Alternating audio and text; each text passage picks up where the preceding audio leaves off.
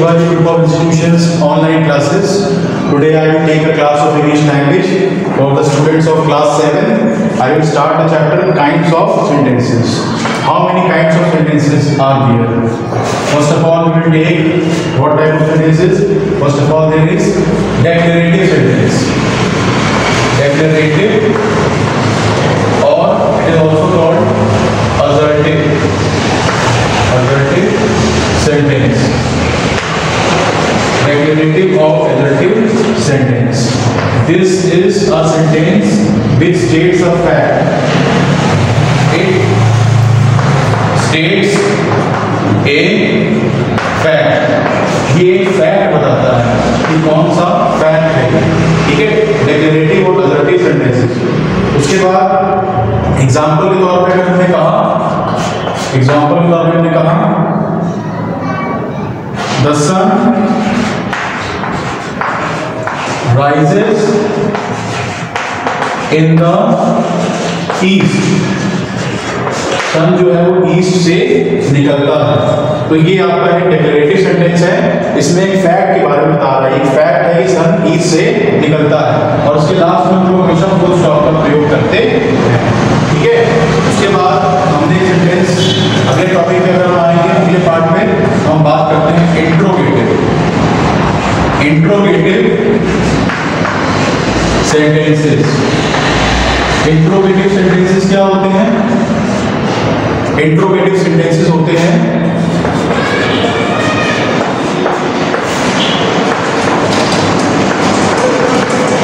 Interrogative sentences वो होते हैं जो कि कोई सवाल पूछते हैं, जो कि कोई प्रश्न पूछते हैं, उसको हम लोग इंट्रोगेटिव सेंटेंसेस कहते हैं।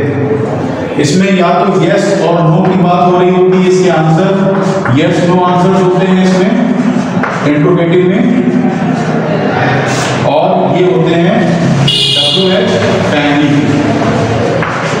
जिसमें WH फैमिली की बात होती है वो भी होते हैं इंट्रोगेटिव सेंटेंसेस। इसमें WH फैमिली की बात होती है या यस नो आंसर्स के बारे में भी कहा जाता है। ये आपके क्या होते हैं? Interrogative sentence. और इसकी पहचान क्या है? इसके लास्ट में इट इज फॉलोड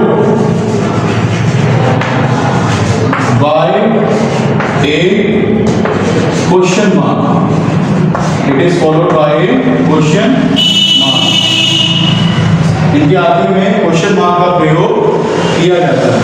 इसके आखिर में क्वेश्चन मार्क का प्रयोग किया जाता है, ठीक है। It is followed by a question mark. Now this is an interrogative sentence के एग्जाम्पल की अगर हम बात करें तो क्या बनेगा? What you doing here? What are you doing here? इसके बाद आपने क्वेश्चन मार्क लगाया, तो ये आपका हो गया इंट्रोगेटिव। पूछ रहा है कि तुम यहाँ पे क्या कर रहे हो, तो ये आपका क्या हो गया? Interrogative sentence. क्या हो गया? ये इंट्रोगेटिव सेंटेंस। क्लियर हो गया? उसके बाद हम लोग आते हैं नेक्स्ट पार्ट पे। उसके बाद हम लोग आते हैं नेक्स्ट पार्ट में बच्चों।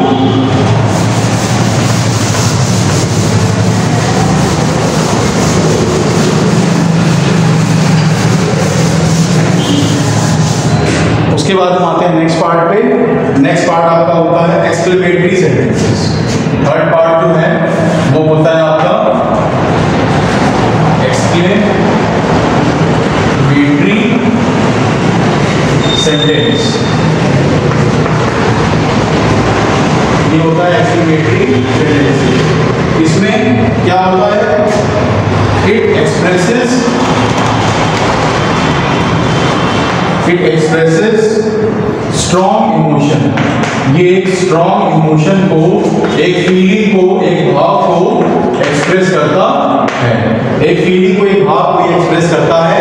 किसी भी फीलिंग या भाव के बारे में बात होती है तो उसमें एक्सक्लेमेटरी, तो उसको एक्सक्लेमेटरी सेंटेंस में हम इस्तेमाल करते हैं। इसमें इस्तेमाल करते हैं एक्सक्लेमेटरी सेंटेंस। जैसे अगर हमने कहा एग्जाम्पल के तौर पे, हमने कहा what a sunny day। ये आपका हो गया एक्सक्लेमेटरी सेंटेंस। इसके लास्ट में आप क्या इस्तेमाल करेंगे? एक्सक्लेमेशन मार्क करेंगे। तो आपको ध्यान रहना चाहिए, जब भी आप सेंटेंस में एक्सक्लेमेटरी अगर बना रहे हैं तो उसके लास्ट में आप हमेशा एक्सक्लेमेशन मार्क का इस्तेमाल करेंगे। तो इसके आगे लिख सकते हैं it is followed by an exclamation mark. It is followed by an exclamation mark. इसके साथ हम एक्सक्लेमेशन मार्क का प्रयोग करते हैं। ठीक है, तो इस तरीके से सेंटेंस में हम बात करते हैं कितनी सुंदर लड़की है, या कितना अच्छा दिन है, कितना सुहाना दिन है, एक भाव प्रकट हो रहा है। तो इस भाव के लिए हम लोग इस्तेमाल करते हैं एक्सक्लेमेटरी सेंटेंसेस। इसका इस्तेमाल करते हैं एक्सक्लेमेटरी सेंटेंसेस का। उसके बाद चौथे नंबर की अगर हम बात करें, चौथे नंबर में हमने कहा है इंपेरेटिव सेंटेंसेस। इंपेरेटिव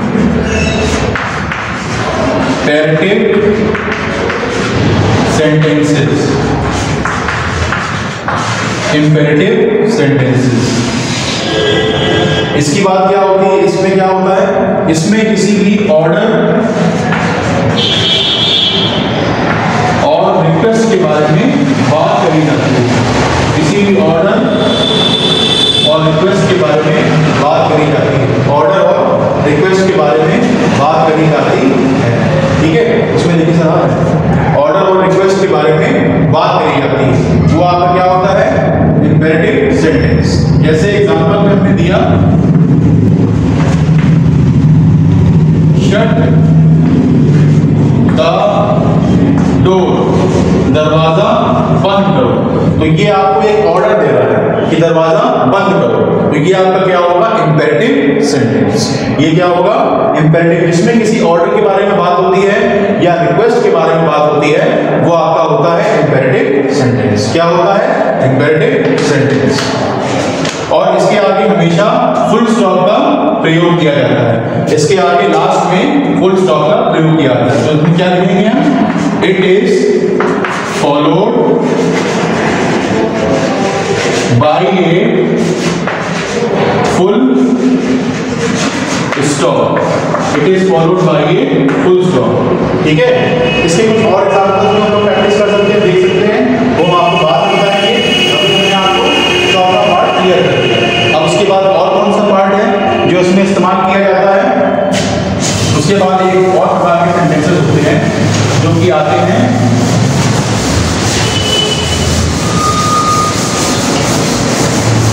वो आपके क्या हो जाएंगे? वो आपके हो जाएंगे ऑक्टेटिव सेंटेंस। नंबर 5 है जो आपका, वो हो जाएगा ऑक्टेटिव सेंटेंसेस। ऑक्टेटिव सेंटेंसेस ये आ जाएगा ऑक्टेटिव सेंटेंसेस में। इसमें किसके बारे में बात किया जाता है? प्रेयर्स के बारे में। यदि आप कोई प्रार्थना करते हैं या यदि आप कोई इच्छा प्रकट करते हैं तो उसमें ऑक्टेटिव सेंटेंस का प्रयोग किया जाता है। जैसे कि हमने एग्जाम्पल के बारे में बात करी, तो एग्जाम्पल में अगर हम इसकी बात करेंगे तो क्या बात करेंगे? May God bless you. May God bless you. इसके लास्ट में भी एक्सक्लेमेशन मार्क का प्रयोग किया जाता है। ये इच्छा प्रकट कर रहा है, ये प्रेयर है कि आपको कोई प्रेयर बता रहा है या आपको कोई दुआ दे रहा है कि भगवान आपका भला करे। तो ये क्या हो जाएगा आपका? ये हो जाएगा ऑक्टेटिव सेंटेंस। ये क्या हो जाएगा? Optative sentence. उसके बाद it is followed, it is followed by an exclamation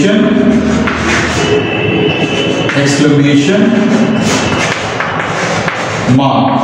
It is followed by an exclamation mark. इसके आगे exclamation mark का प्रयोग किया जाता है। इसका प्रयोग किया जाता है, exclamation mark का प्रयोग किया जाता है।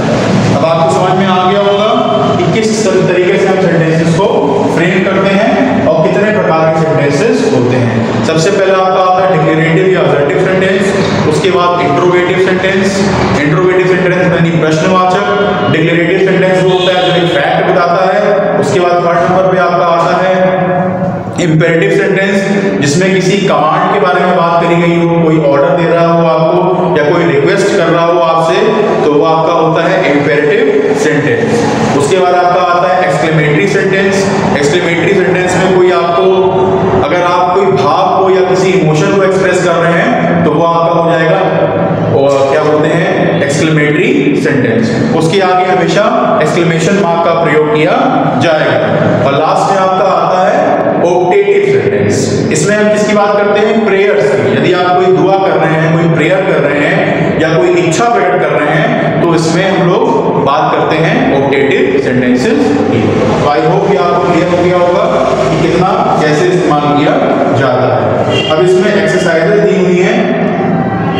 एक्सरसाइजेस की अगर हम बात करें तो और थोड़ा सा हम आपको बताते हैं कि एक्सक्लेमेटरी सेंटेंसेस की कैसे इस्तेमाल करते हैं। इंट्रोगेटिव सेंटेंस में अगर आप बात करें तो इंट्रोगेटिव सेंटेंस में व्हाट से या WH फैमिली से इस्तेमाल किए जाते हैं सेंटेंस, यानी व्हाट का, whom का, why का, इस तरीके से आप सेंटेंस स्टार्ट करेंगे तो वो इंट्रोगेटिव फॉर्म आपकी बनाता है। क्या बनाता है, इंट्रोगेटिव फॉर्म। जैसे where are you going, what are you doing, तो ये आपका इंट्रोगेटिव सेंटेंस बनाता है। तो इंट्रोगेटिव के एग्जांपल्स में ले सकते हैं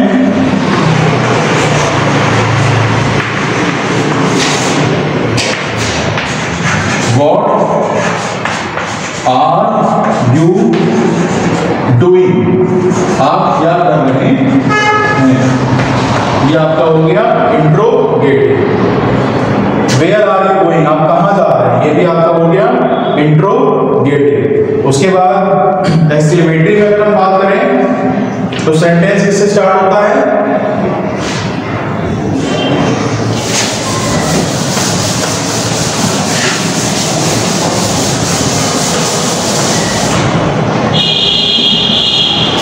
एक्सक्लेमेटरी सेंटेंस। एक्सक्लेमेटरी सेंटेंस किससे स्टार्ट होता है, एक्सक्लेमेटरी सेंटेंस जो होता है इट बिगिंस विद हाउ और व्हाट। इट